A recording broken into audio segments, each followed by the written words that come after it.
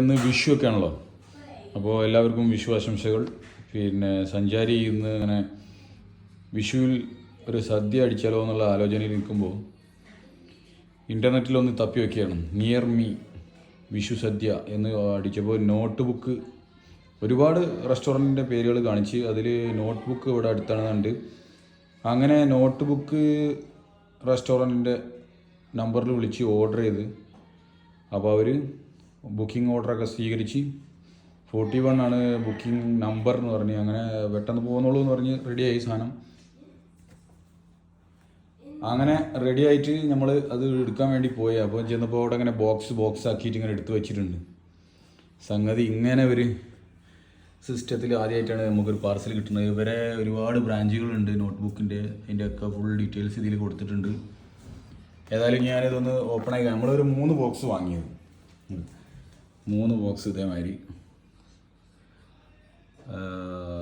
സദ്യ items, അതിൻ്റെ ഐറ്റംസൊക്കെ ഇതിൽ കൊടുത്തിട്ടുണ്ട്. കണ്ട തോരന്, മാംഗോ പിക്കിൾസ്, ചായ, ഒലാനി, രസം, പാലട പായസം വരെ ഉണ്ട്.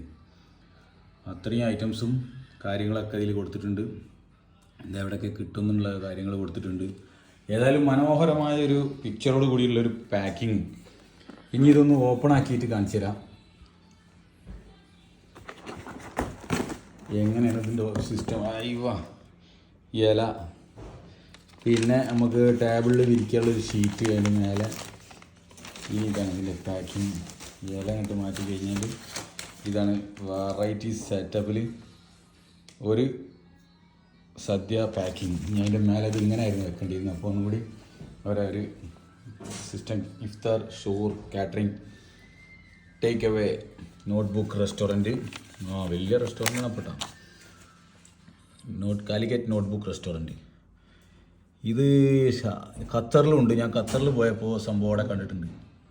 ഖത്തർ ഇവിടെ ഉണ്ട്, കൊച്ചീൻ്റെ അപ്പുറത്ത് ഖത്തർ. ഞാൻ ഒരു പ്രാവശ്യം ഖത്തറിൽ പോയപ്പോൾ അവിടെയും കണ്ടിട്ടുണ്ട് കാലിക്കറ്റ് നോട്ട്ബുക്ക്. ഖത്തറിൽ വലിയ, ഇവിടുത്തെ ഷാർജത്തിനെക്കാട്ടി വലിയ ഒരു ഹോട്ടലാണ് അവിടെ ഉള്ളത്.